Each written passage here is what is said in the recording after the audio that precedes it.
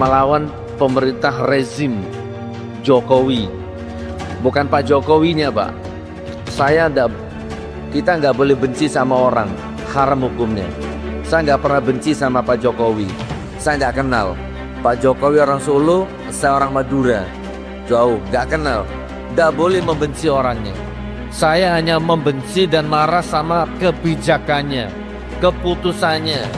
Di mata saya waktu itu munafik, pendusta, pembohong, perusak, penipu. Waktu itu di mata saya. Dulu, ini saya cerita dulu, Pak. 10 tahun yang lalu. Masya Allah, ternyata luar biasa dampaknya. Pesantren saya diganggu, dakwah saya diganggu. Kemana saya dakwah dibubarkan. Saya beli tanah mau bangun pesantren diganggu, dibatalkan. Saya dilaporkan sekarang, besok jadi tersangka. Dilaporkan sekarang, besok ditangkap.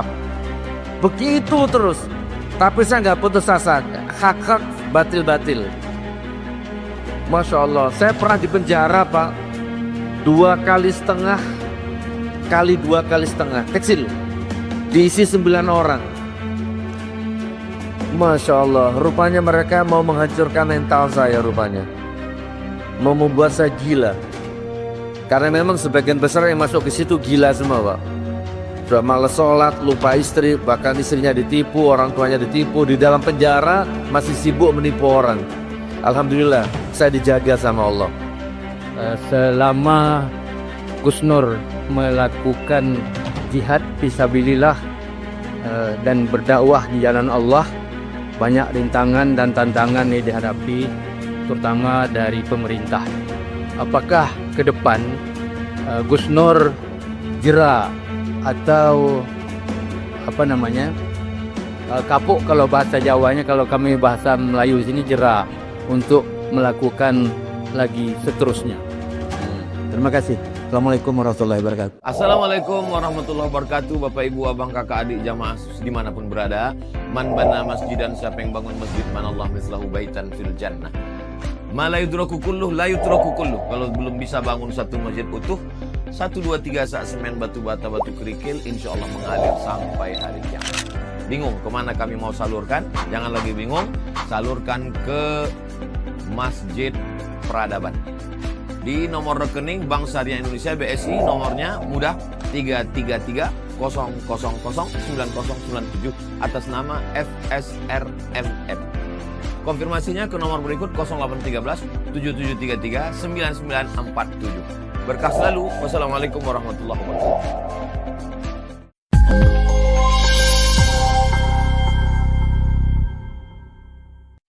Doakan saya mudah-mudahan perjalanan safar ini lancar. Ini 4 bulan ke depan saya belum istirahatin insya Allah. Surabaya, Malang, sejabodetabek, Padang dan sekitarnya, Pasaman, Solo, Bukit Tinggi kemarin itu. Terus sekarang ada di sini, insya Allah 1 minggu di sini, nanti balik lagi ke Batam, Kalimantan Timur gitu ya, Nak ya, di Palu ya, sampai nanti ke Aceh. Pasca saya bebas dari penjara kemarin, 25 April. Saya bebas dari penjara 3 bulan yang lalu. Di penjara saya 2 kali, Bapak Ibu. Pertama 10 bulan di Bareskrim. Waktu itu yang laporkan saya Gus Yakut, Menteri Agama, karena mencemarkan nama baik Banser katanya. Waktu itu alhamdulillah saya jalani 10 bulan. Nah, sekarang saya baca berita kemarin Gus Yakut dipanggil KPK, diperiksa ya, wallahu a'lam bishawab. Lalu saya bebas, belum lama ditangkap lagi, dipenjara lagi 4 tahun. Ini ngeri nih. Tuntutannya 10 tahun, jadi jaksa nuntut saya 10 tahun, divonis 6 tahun. Jadi saya jalani kurang lebih 4 tahun. Kasusnya ijazah palsu. Ijazah palsu yang sampai sekarang belum pernah muncul. Allahu Akbar. Tadi malam saya diundang Kompas TV. Terus nanti hari Selasa, ada yang pernah lihat acara Rakyat Bersuara? Ainus, hari Selasa tuh jam 7, nanti saya hadir sana. Insya Allah Selasa pagi saya ke Jakarta sebentar, selesai Ainus saya balik lagi ke sini nanti. Saya tidur di hotel nih daerah sini, nanti beliau yang tahu ini. Main-main ke hotel Pak ya. Jadi di penjara 4 tahun. Tapi saya tidak menyesal, saya tidak kapok. Waktu proses sidang berjalan, ada pengacara datang ke saya, Gus, ada kabar kalau Gus Nur mau minta maaf sama keluarganya Pak Jokowi, sama guru-gurunya Pak Jokowi atau siapalah, pokoknya minta maaf di media, itu sekarang Gus Nur bebas. Minta maaf sekarang bebas. Minta maaf sekarang, besok bebas. Tapi saya milih di penjara Pak, saya nggak mau bebas. Karena ini menyangkut prinsip. Ini menyangkut keyakinan. Dari awal saya sudah yakin ini amar ma'ruf nahi munkar. Itu dari awal sudah. Rasanya saya berat kalau harus menggagalkan itu, saya nggak mampu. Saya harus memberikan contoh kepada anak istri saya. Video-video saya, perjuangan saya ditonton anak istri saya. Saya selalu ngomong amar ma'ruf nahi munkar, hak-hak batil-batil. Tidak boleh toleransi. Terus tiba-tiba saya harus kalah, toleransi minta maaf. Saya nggak bisa Pak. Ya, saya bisa kalahkan 1000 orang. Tapi bukan itu yang hebat Pak. Yang hebat itu bukan yang kalahkan 1000 orang. Yang hebat itu orang yang bisa mengalahkan egonya di depan anak istrinya. Yang bisa mengalahkan egonya di depan bapak ibunya, ayah bundanya. Yang bisa mengalahkan egonya di depan Al-Quran, di depan Allah. Jadi kalau waktunya sholat, tutup handphonenya, sholat, tegakkan tepat waktu. Waktunya sholat, tutup tokonya, tegakkan sholat tepat waktu. Ada tamu, walaupun presiden, waktunya sholat, tutup pertemuannya, ajak sholat dulu presidennya, tepat waktu. Nah itu baru hebat itu Pak. Berantem sama istrinya, suami istri berantem, cekcok tinggi, tiba-tiba azan. Allahu Akbar, Allahu Akbar. Nah sebagai suami, sebagai presiden, stop. Manggil apa sama istri? Di sini manggil apa? Yayang, bebek. Nah, yang gimana nih yang lagi berantem ini? Adzan. Sebagai suami, aku perintahkan kita sholat dulu berjamaah. Nanti selesai sholat berantem lagi, tidak apa-apa. Sholat. Akhirnya berjamaah tuh dalam suasana emosi berjamaah. Suaminya nyimamin waladhdallin. Istrinya masih emosi Pak, jawab amin. Tak apa-apa. Rakaat kedua waladhdallin. Istrinya sudah mulai tidak emosi. Amin. Akhirnya salam, assalamualaikum, assalamualaikum. Lanjut, Bapak sampaikan. Gimana? Yang lanjut berantem atau bagaimana? Istrinya jawab, iya lanjut di kasur sajalah ya. Berantemnya di tempat tidur ya. Jihad fisabilillah. Jadi begitu saudaraku. Bismillah. Perjuangan itu banyak macamnya. Suami berjuang siang dan malam, siap mati berkalang tanah demi kemuliaan anak istrinya, itu juga jihad. Mati syahid. Serius Pak. Bahkan kalau siapa di ruangan ini yang sudah kerja keras bertahun-tahun tapi tidak ada peningkatan, utang gak lunas-lunas, masalah gak berhenti-berhenti. Nah coba, jangan-jangan salah satunya adalah energi negatif di dalam rumah tanggamu yang terlalu banyak. Coba Bapak Ibu, sebelum saya masuk materi inti ya, coba mulai sekarang bapak-bapak ini setiap mau berangkat kerja atau setiap selesai sholat, setiap ngaji subuh itu, coba panggil istrinya, dicium pipinya kanan kiri, ditekan penuh kemesraan, gitu. Coba Pak, setiap mau berangkat kerja, cium pipinya istrimu, cium pipinya anak-anakmu Pak. Demi Allah Anda sukses. Demi Allah Anda berwibawa hidupnya, bermartabat hidupnya. Kemanapun usahanya pasti lancar, pasti sukses. Silakan coba dicium tiap pagi. Gus Nur apa seperti itu? Iya, saya ngamalkan itu. Saya gak akan keluar rumah kalau suasana rumah tangga saya lagi tidak baik-baik saja. Harus clear dulu. Itu istri saya itu. Cantik sendiri itu ya.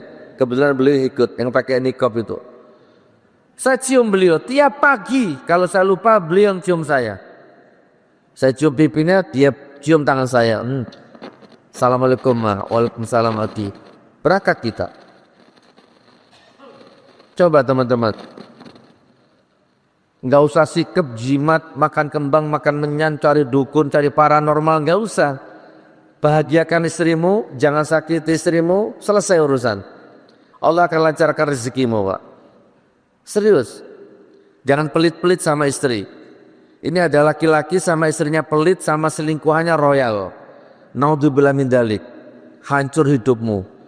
Apalagi kalau bapak punya anak perempuan. Jangan, Pak. Ya Allah, jangan. Mengenaskan nanti hidup kita di masa tuanya nanti. Jangan, saudaraku. Itu juga salah satu bentuk perjuangan. Jadi wa ma khalaqtul jinna wal insa illa liya'budun. Setiap saya melangkah, saya orientasikan demi kemuliaan anak dan istri saya. Anak-anakku, kamu harus kuliah di Mesir, di mana kayak terserah, di Madinah, di Mekah, di Libya. Sepanjang apa iman, habis siap berkalang tanah demi kemuliaanmu kelak dunia dan akhirat. Gitu. Lalu ada perjuangan menegakkan kebenaran, melawan kedoliman, amar ma'ruf nahi munkar. Nah ini yang saya lakukan, Pak, selama 10 tahun yang kemarin itu. Melawan pemerintah rezim Jokowi. Bukan Pak Jokowinya, Pak. Kita nggak boleh benci sama orang, haram hukumnya. Saya nggak pernah benci sama Pak Jokowi. Saya nggak kenal. Pak Jokowi orang Solo, saya orang Madura. Jauh, nggak kenal. Nggak boleh membenci orangnya. Saya hanya membenci dan marah sama kebijakannya, keputusannya. Di mata saya waktu itu munafik, pendusta, pembohong, perusak, penipu. Waktu itu di mata saya. Dulu, ini saya cerita dulu, Pak. 10 tahun yang lalu. Masya Allah, ternyata luar biasa dampaknya. Pesantren saya diganggu, dakwah saya diganggu. Kemana saya dakwah dibubarkan. Saya beli tanah mau bangun pesantren diganggu, dibatalkan. Saya dilaporkan sekarang, besok jadi tersangka. Dilaporkan sekarang, besok ditangkap. Begitu terus. Tapi saya nggak putus asa, hak-hak batil-batil. Masya Allah, saya pernah di penjara, Pak, 2,5 kali kali 2,5 kali, kecil. Diisi 9 orang. Saya kalau tidur itu kaki saya begini, gak bisa lurus, nekuk gini. Karena kalau lurus nendang kepalanya orang. Sobat, saya nggak pernah makan dana haji, Pak. Saya nggak pernah makan uangnya reklamasi, EKTP, nggak pernah. Saya nggak pernah ikut campur. Saya hanya mengkritik, tapi di penjara dicampur sama 9 orang narkoba. Tidurnya kakinya gak bisa lurus. Mau tahajud gak bisa. Ya tetap tahajud, cuma sujudnya gak bisa normal. Gak cukup. Saya pernah di situ, Pak. Masya Allah, rupanya mereka mau menghancurkan mental saya rupanya. Mau membuat saya gila. Karena memang sebagian besar yang masuk ke situ gila semua, Pak. Sudah malas sholat, lupa istri, bahkan istrinya ditipu, orang tuanya ditipu, di dalam penjara masih sibuk menipu orang. Alhamdulillah, saya dijaga sama Allah. Resepnya ada di sini, surat Muhammad ayat 7. Jadi kalau Anda dalam keadaan terjepit, terpojok, tersudut, ya, Anda dalam posisi udah gak ada jalan keluar, apapun itu, ekonomi, utang, rumah tangga, apapun, solusinya ada di Al-Quran. Surat Muhammad ayat 7. Ada yang tahu? Yang mana bunyinya? Gimana, Ustaz? Nah, nanti dibuka Al-Quran, diamalkan ini, Pak. Coba amalkan. Insya Allah, Pak. Amalkan. Al-Qurannya dibuka, di posisi kanan, baris ke-10. Surat Muhammad ayat 7. 1, 2, 3, 4, 5, 6, 7, 8, 9, 10. Atau kalau dari bawah, baris ke-5. Ya ayyuhalladzina amanu intan surullaha yansurkum wa yusabbit aqdamakum. Amalkan itu. Hei orang-orang beriman, tolonglah agama Allah. Allah pasti menolongmu. Dikurung kata-kata pastinya itu. Hei orang-orang beriman, tolonglah agama Allah. Allah pasti pasti menolongmu. Absolut Pak, Al-Quran. Kalau ada caleg, nyalon, atau ada wali kota, gubernur, calon ya, kampanye, hei masyarakat pilih saya. Nanti kalau saya jadi, saya pasti begini. Nah, itu saya jamin 90% bohong Pak. Kalau caleg, mau calon gubernur, calon wali kota, calon anggota legislatif, kalau kampanye dia ngomong pasti bohong Pak. Tapi ini Allah yang ngomong, tolonglah agamaku, aku pasti menolongmu. Absolut gak mungkin bohong. Saya maksud caleg yang di Jawa, bukan yang di sini ya. Kalau di sini kayaknya baik semua nih calegnya ya, jujur semua insya Allah. Di Jawa Pak, ngeri Pak.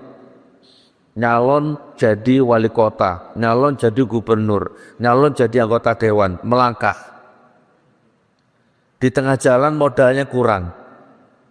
Akhirnya jual tanah, jual gudang, jual aset, jual mobil, jual tanah, macam-macam. Ternyata masih kurang Pak, nggak cukup. Tapi ini sudah di tengah jalan ini. Mau mundur nggak mungkin karena sudah banyak modal keluar, 5 miliar, 6 miliar. Mau maju nggak mungkin, uangnya habis. Modalnya nggak ada. Nah pada titik itu datang pemodal. Boleh oligarki, boleh bandar, boleh apa. Kalau nasional mungkin 9 naga. Kalau provinsi 9 cacing, mungkin ya. Dimodali Pak. Terjadilah deal-deal politik. Makanya begitu dia jadi, gak ada Pak. Rakyat gak ada Pak. Yang ada bayar utang. Korupsi. Dia lupa kalau dia disumpah sama Quran. Makanya rata-rata hidupnya hancur, jabatannya gak berkah. Karena dari awal sudah salah sistemnya. Itu Pak. Tapi ini Allah yang bilang, tolong agama Allah, Allah pasti menolongmu. Ayo Pak, mulai sekarang saya ceramah ini insya Allah 25 menit ke depan ini. Ayo tolong agama Allah, tolong agama Allah, tolong agama Allah, tolong agama Allah. Kenyangkan perut-perut yang kelaparan walaupun perutmu sendiri lapar. Kenyangkan perut orang yang lapar walaupun perutmu lapar. Bangun harapan orang walaupun harapanmu gak jelas. Bahagiakan orang walaupun hatimu gak bahagia. Itu sama dengan menolong agama Allah. Makmurkan masjid, deres Al-Quran, baca Qurannya, ya kan, bahagiakan anak istri, ya tadi tuh bantu orang sebanyak-banyaknya, itu menolong agama Allah. Kalau ini Anda terapkan, insya Allah Pak, insya Allah, ya Allah.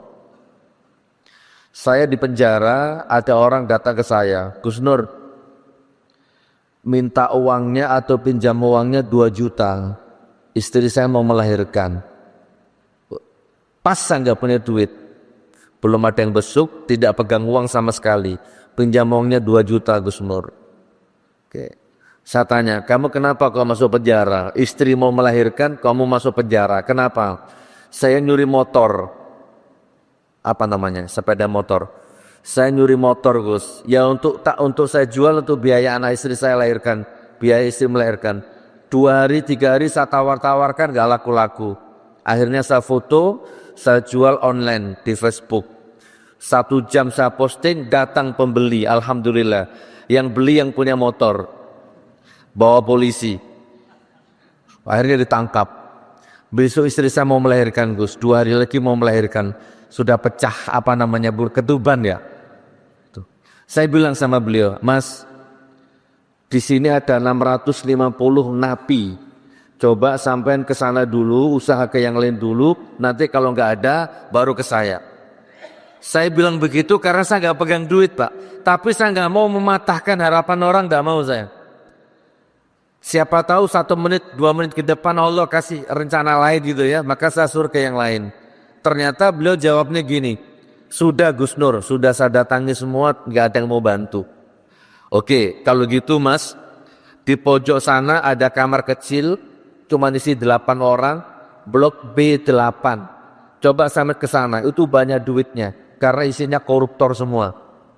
Penggelapan pajak di sana semua. Yang lain kalau makan nasi jatah, di sana kalau makan GoFood. Koruptor semua, silahkan ke sana. Kalau 2 juta kecil itu. Sudah Gus, saya sudah ke sana, tapi gak ada yang mau ngasih. Lah coba Pak. Oh iya ya, saya baru sadar ini penjara. Penjara itu nafsi. Rusak otak nih. Gitu ya. Jadi akhirnya ya sudah Mas, kalau gitu kenapa ambilkan lagi? Nah, Ustaz. Kenapa Ustaz? Jackson. Oh bagian ada ya. Cek. Sampai di mana tadi? Oh ya. Oke, kalau gitu tunggu di sini Mas. Saya ambilkan uang. Kebetulan hari ini saya dapat rezeki besar. Padahal gak ada rezeki wah. Saya masuk ke kamar, saya pinjamkan uang kas. Jadi ini ada nggak yang pernah masuk penjara? Angkat tangan, ada ya? Di penjara itu ada iuran tiap minggu Pak. Anak-anak kamar gitulah ya. Nggak tahu tuh apa itu. Mas pinjam uang kasnya 2 juta. Saya pinjam, baru saya kasihkan dia. Mas, nggak usah minjam, nggak usah ngutang. Nih bawa pulang, biayai istrimu melahirkan.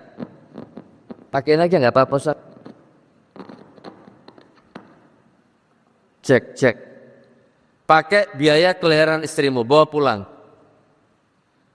Ini yang saya maksud, ini masuk kategori intan surullah Pak, yang surkum. Lakukan ini. Dah harus punya uang Pak. Coba nanti kalau sudah pulang Bapak Ibu, kalau sudah pulang nanti diketik YouTube-nya ya. Diketik YouTube, Gus Nur bedah rumah Madura gitu, ada di YouTube.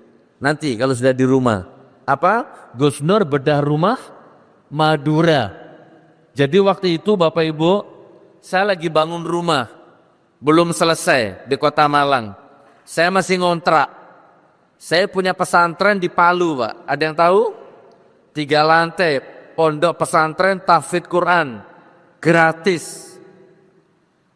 Itu pesantren saya viral waktu itu karena waktu ada gempa tsunami di Palu, luluh lantah itu semua bangunan di sekitar pesantren saya itu. Qadarullah pesantren saya utuh Pak, nggak retak, nggak pecah, nggak ngapa-ngapain. Masih ada di YouTube. Semua relawan yang datang ke sana poskonya di pesantren saya itu. Nah, karena di sana ada gempa macam-macam, provinsinya dari provinsi mati itu di Palu itu Pak. Maka saya dan keluarga hijrah ke Malang Jawa Timur, ngontrak rumah di sana. Rencana nanti kalau sudah Palu kondusif, saya balik lagi ke Palu. Karena ada santri 350 waktu itu Pak. Akhirnya saya ngontrak di Malang. Qadarullah nggak lama ada rezeki, kok istri saya minta dibuatkan rumah di situ, di Malang. Ya sudah kita buat. Lagi bangun 30%, tiba-tiba WA-nya bunyi, WA saya, ting. Perhatikan Ustaz, ini ilmu. Anda amalkan demi Allah. Nanti kita ketemu lagi, nanti ada takdir ketemu lagi, ada sukses. Amalkan ini. Ada WA masuk. Ting apa ini? Ternyata ada foto, ada tulisan, Assalamualaikum Gus Nur, ini ada orang 2, Bangkalan dan Madura, Bangkalan dan Pamekasan. Yang satu ustadz, yang satu muadzin. Rumahnya roboh, fakir miskin, roboh nggak bisa ditempati, sudah 2 tahun. Camatnya kan ke sana, lurahnya ke sana, relawan ke di foto-foto, tapi nggak pernah dieksekusi. Saya lihat fotonya, ya Allah, kasihan Pak. Nah ini yang saya heranin, Indonesia ini Pak. Haram hukumnya pemimpin tidur enak, sementara rakyatnya kelaparan. Itu haram hukumnya Pak. Ini kemana lurahnya, kemana camatnya gitu loh. Subhanallah, akhirnya saya panggil istri saya sama anak saya. Kameramen itu anak saya, ini menantu saya. Itu istri saya panggil. Ma, sini, saya manggil mama. Mama, sini saya. Tak tunjukkan fotonya, coba lihatlah. Ini orang Madura, rumahnya roboh. Dilihat sama istri saya. Masya Allah, astagfirullah bi. Ya sudah kata istri saya. Rumah kita tunda dulu, kita pending dulu. Ini kita selesaikan dulu. Akhirnya kita sekeluarga ke sana. Sampai di sana saya izin sama ustadznya itu. Ustadz, Saya bantu rumahnya, saya bangun, tapi izin saya saya syuting, saya masukkan YouTube. Bukannya teriak, supaya bupatimu nonton, wali kotamu nonton, presidenmu nonton. Itu niat saya. Biar kebuka mata mereka. Boleh gak? Boleh Gus, gak apa-apa. Akhirnya saya syuting. Dari peletakan batu pertama sampai gunting pita. 2 bulan, 3 bulan selesai 2 rumah, Pak. Pulang lagi saya ke Malang. Perhatikan. Rumah masih ngontrak. Lihat rumah belum selesai. Tapi rumahnya orang selesai duluan. Ada kepuasan batin yang tidak bisa dilukiskan dengan uang, Pak. Itu yang saya maksud. Intan surullaha yansurkum. Itu yang saya maksud, Pak. Coba amalkan, Pak. Insya Allah. Jadi walaupun Indonesia nanti bencana alam bubar, itu di Jakarta. Di sini aman nanti. Baldatun thayyibatun wa rabbun ghafur. Kenapa? Karena masyarakat di sini, terutama antum-antum ini, lapang dadanya, lapang pikirannya, lapang jiwanya. Gak ada pikiran merampok harta orang. Beda kalau Jakarta, Pak. Pejabatnya. Perutnya sudah gendut, bingung mikirin hartanya orang. Rekeningnya sudah banyak, bingung merampok hartanya orang. A'udzubillahi min dzalik. Alhamdulillah, rumahnya sudah selesai. Itu ada di YouTube. Gus Nur bedah rumah Madura gitu. Gimana kira-kira? Pak, Anda belum punya rumah. Lagi ngontrak atau bangun belum selesai. Tiba-tiba ada orang minta dibuatkan rumah. Anda panggil istri Anda. Adik, sini. Ini ada orang minta dibuatkan rumah. Kira-kira jawaban istrinya gimana, Ustaz? Kira-kira. Istrinya Bapak mau jawab gimana? Gimana, Ustaz? Jangan-jangan istrinya Bapak jawabnya begini. Bapak kesurupan di mana gitu ya? Kita aja belum selesai rumahnya gitu ya. Ya nggak apa-apa sebenarnya, tapi coba kalau dilapangkan dadanya coba. Rezeki Allah nggak akan tertukar, Pak. Siapa di ruangan ini yang dikejar utang? 100 juta, 500 juta. 1 bulan harus lunas. Ini tak kasih ilmunya. 1 miliar, 1 bulan harus lunas. Gampang, Pak. Kalau memang sudah nggak ada yang dijual, nggak ada aset untuk dijual, ya sudah. Nggak usah dipikirkan utangnya, hadapi saja. Mulai sejak itu bangun algoritma. Ada yang punya uang 100 atau 50? Saya kasih contoh. Mas Yoga, narasi ada. 50, 100, saya kasih contoh. Coba diamalkan ilmu ini. Nah, siapa namanya Pak Haji? Pak Abridar. Pak Abridar, bayar utang Anda 100 juta. Saya kasih tempo 1 minggu. Secara akal nggak mungkin, Pak. 100 juta 1 minggu. Sementara sekarang cuma punya uang 50 ribu. Gimana caranya? 1 minggu harus bayar 1 juta, 100 juta. Hari ini punya uang 50 ribu. Bagaimana 50 ribu ini supaya jadi 100 juta? Dimasukkan ke bank. BNI, BCA, Mandiri, Muamalat. Kira-kira 1 bulan jadi 100 juta enggak? Enggak, Pak. Jadi gimana caranya, Gus Nur? Belikan nasi. Kalau di Jakarta nasi uduk. Kalau di Padang lontong. Untuk sarapan itu loh. Kalau di sini nasi apa? Nasi kucing. Kalau di sini apa? Rames. Dibelikan nasi rames dapat berapa? Dapat 5. 2 bungkus. Oh, 1 bungkusnya berapa? 20. Ya udah berarti dapat 2 bungkus. Bu, beli nasi rames 2 bungkus. Bawa nasi 2 bungkus, langsung kasihkan kepada 2 orang yang kelaparan. Naik apa turun nilainya? Kalau dimasukkan ke bank, langsung turun, Pak. Tapi kalau dibelikan nasi rames, dikasihkan orang yang kelaparan, naik, Pak. Ini iman harus iman ya. Naiknya berapa? Ada di surat Al-Baqarah 261. Ada di sini, Pak. Naiknya 700%. Udah hitung sendiri nanti. Kalau 50 ribu 700%-nya berapa? Absolut Al-Baqarah 261. Bukan saya. Allah ini yang ngomongnya. Barang siapa membelanjakan hartanya di jalan Allah sama dengan nanam 1 bibit, tubuh 7 tangkai. Masing-masing tangkai berbuah 100 keberkahan. Besoknya lagi ada uang lagi 50. Belikan lagi nasi rames. kasihkan orang yang kelaparan. Hari ketiga ada uang lagi 50.000, Belikan semen, kasih di masjid yang sedang dibangun. Demi Allah Pak, lakukan ini. Anda kaget nanti. tiba-tiba pas jatuh temponya utangnya lunas. Dari mana? Wa yarzuqhu min haitsu la yahtasib. Surah At-Tolak ayat 2 dan 3. Ketika saya di penjara, saya punya utang 175 juta. Ketika saya di penjara, saya punya utang 175 juta. Belum pesantren saya, 50 juta tiap bulan. Listrik, gaji ustadz, gaji marbot, macam-macam itu. Tapi saya nggak patah semangat. Ada surat Fatir ayat 29. Surat apa? Coba, kalau Bapak nggak ingat rugi loh. Surat Fatir 29.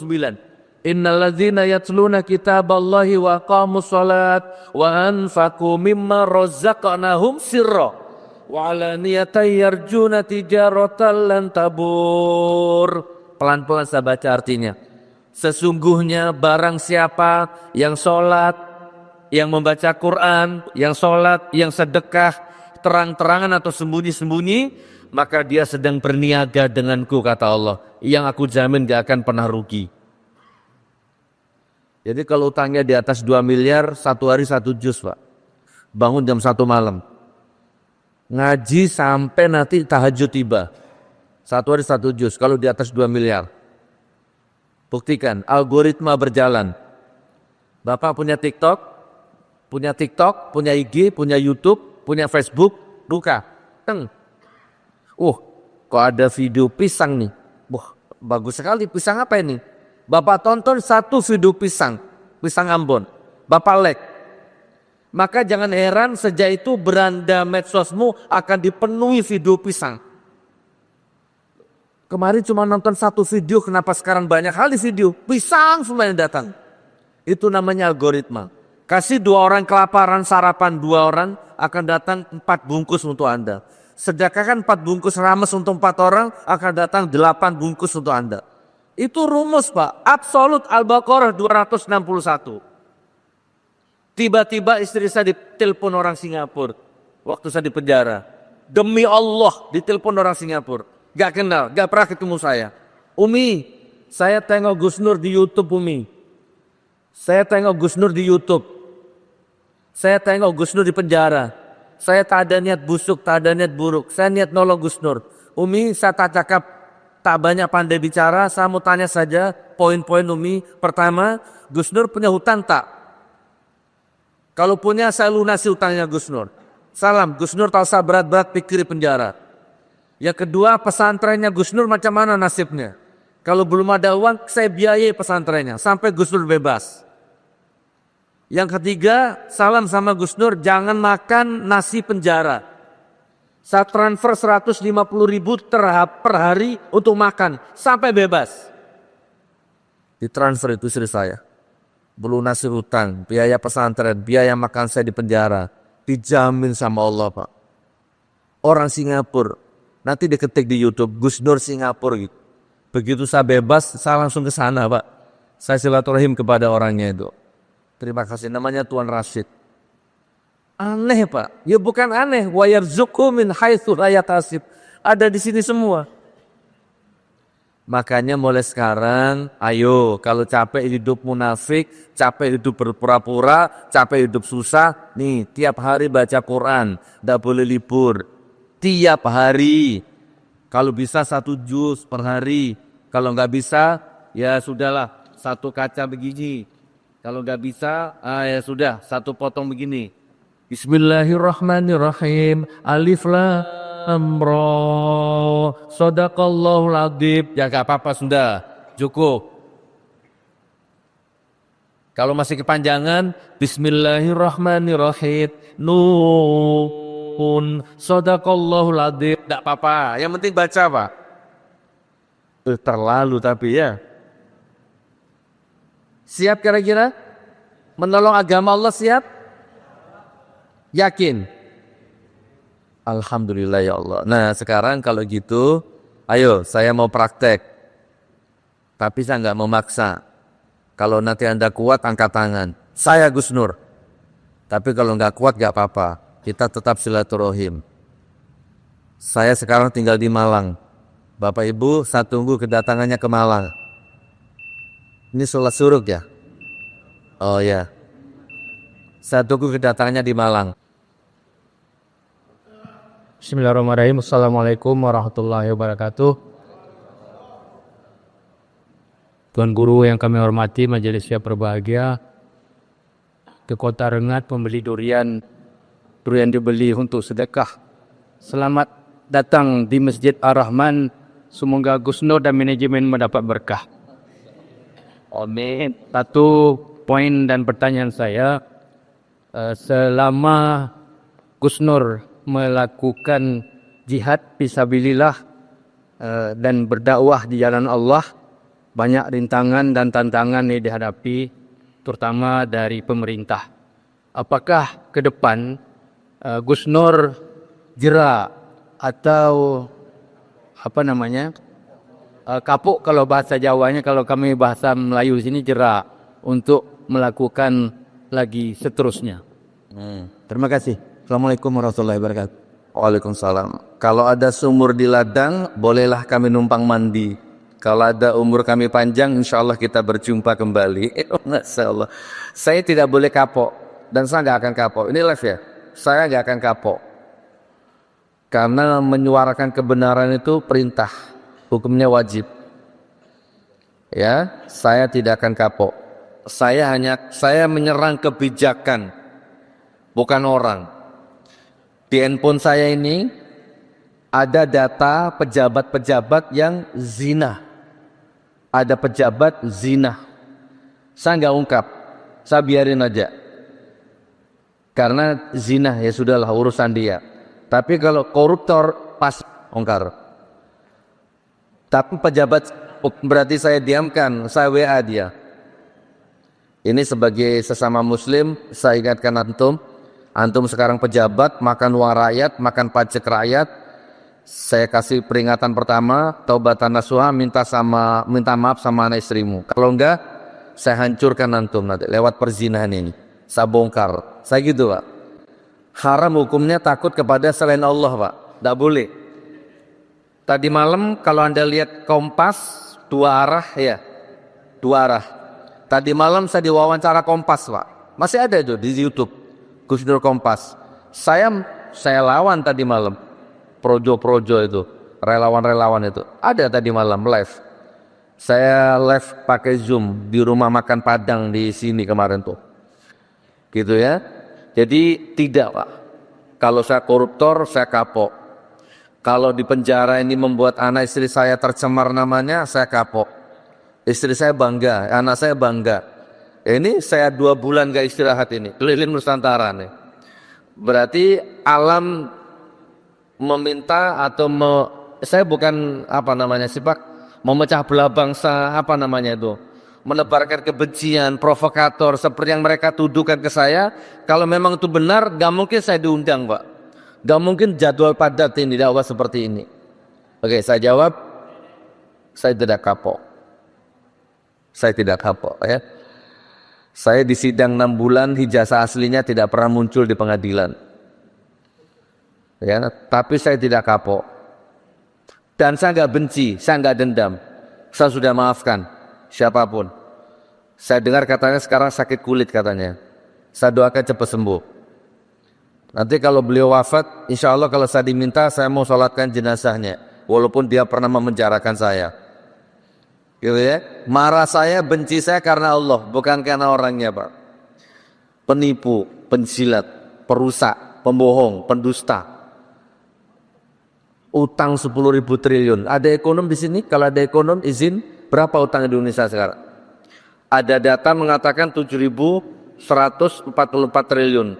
Ada yang mengatakan 10.000 triliun. Bu, bunganya 400 triliun. Bunganya.